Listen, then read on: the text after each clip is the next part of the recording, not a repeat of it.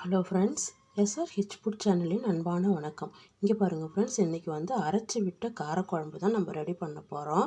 அதுலேயும் சுண்டைக்காவை சேர்த்து சின்ன வெங்காயம் சேர்த்து காரக்குழம்பு ரெடி பண்ண போகிறோம். ரொம்ப ரொம்ப நல்லாயிருக்கும் ஃப்ரெண்ட்ஸ். இங்கே பாருங்கள், ஒரு தேங்காய், நார்மல் சைஸ் தேங்காய் திருக்கி வச்சுருக்கேன். இப்போ நம்ம வதக்கிறதுக்கு பொருளெல்லாம் எடுத்து வச்சுருக்கோம் ஃப்ரெண்ட்ஸ். நான் இங்கே பாருங்கள், ரெண்டு ஸ்பூன் கடலைப்பருப்பு, எள்ளு 2 ஸ்பூனு, தனியா 3 ஸ்பூன் சேர்த்துருக்கேன், ஜீரகம் 2 ஸ்பூனு, மிளகு 2 ஸ்பூனு, சின்னதாக ஒரு அரை ஸ்பூனுக்கு வெந்தயம் சேர்த்துருக்கேன். ஏன்னா குழம்பு தாளிக்க போகும்போது கொஞ்சம் சேர்ப்போம். அதனால் இப்போ வதக்கிறதுக்காக கொஞ்சமாக கசகசா சேர்த்துருக்கேன், முழு உளுந்து 2 ஸ்பூன், இவ்வளவும் சேர்த்துருக்கோம் ஃப்ரெண்ட்ஸ். இதெல்லாம் எண்ணெய் விட்டு வதக்கிடலாம். வாங்க ஃப்ரெண்ட்ஸ், வீடியோக்குள்ளே போகலாம். இங்கே பாருங்கள், குழம்புக்கு பாதி பூண்டு ஒன்றும் பாதியமாக தட்டிடுங்க, அப்போ தான் நல்லாயிருக்கும். இங்கே பாருங்கள், ரொம்ப ரொம்ப நைஸாக தட்டிடாதீங்க, பூண்டு தெரியணும். ஒன்றும் பாதியமாக நம்ம தட்டி வச்சுக்கலாம். இங்கே பாருங்கள், ஒரு 3 கரண்டி எண்ணெய் விட்டுருக்கேன். எல்லாமே சேர்த்து வதக்கிடுங்க. டீ குறைச்சிருங்க. பூண்டும் சேர்த்துருக்கேன், வரமிளகாவும் சேர்த்துருங்க. நம்ம வீட்டு குழம்பு தூள் இருந்தாக்கா 1 ஸ்பூன் சேர்த்துக்கலாம். அதனால் நான் கார மிளகாவை குறைச்சிருக்கிறேன். நீங்கள் வீட்டு குழம்பு தூள் இல்லைன்னா இன்னும் 2 மிளகாய் சேர்த்துக்குங்க. தேங்காவும் சேர்த்துக்கலாம்.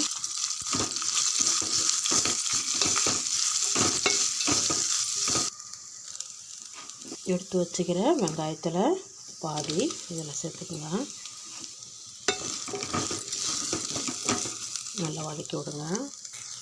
இது பாருங்கள், நல்லா ஒரு 10 நிமிஷம் நல்லா வதக்கியாச்சு. நல்லா தேங்காய் நல்லா வதங்கும் போது அது நல்ல வாசனையாக இருக்கும். வெங்காயம் பூண்டு நல்ல மனம் கொடுக்கும். இங்கே பாருங்கள், 3 தக்காளி, ஒரு தக்காளி நிறுத்திக்கிங்க, குழம்பு வதக்கும் போது சேர்க்கணும். இதில் 3 தக்காளி கட் பண்ணி சேர்த்துருங்க. இதையும் ஒரு 5 நிமிஷம் நல்லா வதக்கிடுங்க. இங்கே பாருங்க ஃப்ரெண்ட்ஸ், நல்லா வதங்கிருக்கு. ஆஃப் பண்ணிவிடுங்க. ஆற வச்சுட்டு நல்லா மிக்சியில் நைஸாக அரைச்சிடுங்க. ரொம்ப நைஸாக இல்லை, கொஞ்சம் கொரப்பாகவும் இல்லாமல் நைஸ் இல்லாமலையும் கொஞ்சம் மீடியமான சைஸில். பாருங்கள், எண்ணெய் வச்சுட்டேன். ஒரு 5-6 கரண்டி எண்ணெய் விட்டுடுங்க. எண்ணெய் வத்த குழம்புக்கு எண்ணெய் விட்டால் தான் நல்லாயிருக்கும். நம்ம நல்லெண்ணெய் தான், இறக்க போகும்போது நல்லெண்ணெய் விட்டால் இன்னும் ரொம்ப சூப்பராக இருக்கும்.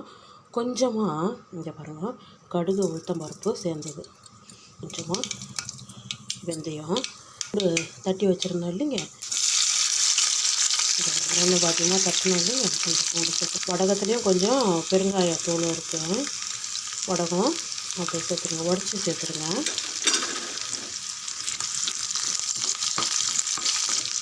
சுண்டைக்காவும் சேர்த்துருங்க.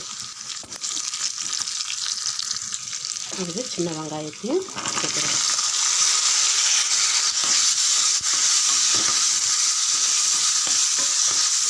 நல்லா வதக்கி விடுங்க. கருவேப்பிலை, தக்காளி, ஒரு தக்காளி இது வதங்கட்டும்.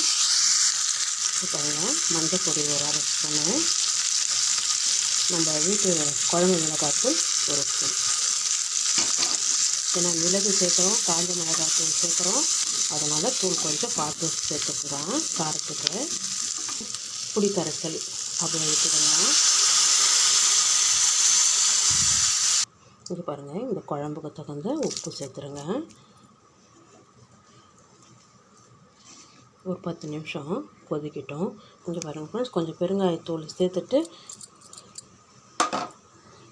ஒரு 10 நிமிஷம் கொதிக்கிட்டோம் ஃப்ரெண்ட்ஸ். இங்கே பாருங்கள், அரைச்சிட்டேன் பாருங்கள், இந்த மாதிரி நைஸாக இருந்தால் போதும். அவ்வளோதான் ஃப்ரெண்ட்ஸ். இங்கே பாருங்கள், தாளித்த குழம்பு நல்லா கொதிச்சுக்கிட்டு, உப்பு இருக்கா கொஞ்சம் பார்த்து செக் பண்ணிக்கோங்க ஃப்ரெண்ட்ஸ். உப்பு சேர்த்துக்குங்க. நம்ம வறுத்து அரைச்ச மசாலா விழுதெல்லாம் அப்படியே மெதுவாக சேர்த்துருங்க. குழம்பு கொதிக்குது, மெதுவாக தள்ளுங்க. இங்கே பாருங்கள், நம்ம அரைச்ச மசாலா விழுதெல்லாம் எல்லாமே சேர்த்தாச்சு. தீயை குறைச்சிக்கங்க. பாருங்கள், மிக்ஸி ஜார் இருக்கு இல்லைங்க, அதில் இருக்கிற தண்ணி நல்லா வாசனையாக இருக்குது. ஒரு அரை நெல்லிக்காய் சைஸுக்கு வெல்லம், மண் இல்லைன்னா நேரடியாக சேர்த்துக்குங்க. மண் இருந்ததுன்னா தண்ணியில் போட்டு வெள்ளை கரைசல் அப்படி கட்டிக்கலாம் ஃப்ரெண்ட்ஸ். இந்த அளவுக்கு திக்னஸ் இருந்தால் போதும். அந்த வெள்ளை தண்ணியை சேர்க்கும்போது கொஞ்சம் சரியாக இருக்கும். பாருங்கள், வெள்ளத்தை நல்லா கரைச்சி விட்டுட்டு ஃபில்ட்ரு பண்ணிக்கலாம். வெல்லம் தண்ணி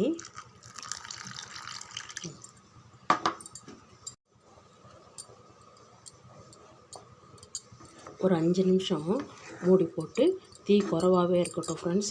அப்புறமா நல்லெண்ணெய் விட்டுட்டு இறக்கிடலாம் ஃப்ரெண்ட்ஸ். இங்கே பாருங்கள், வத்த குழம்பு ரெடி ஆகிடுது. ஒரு குழம்பு கரண்டி அளவு நல்லெண்ணெயை அப்படியே மேலேயே விட்டுட்டு சூப்பராக இருக்கும்.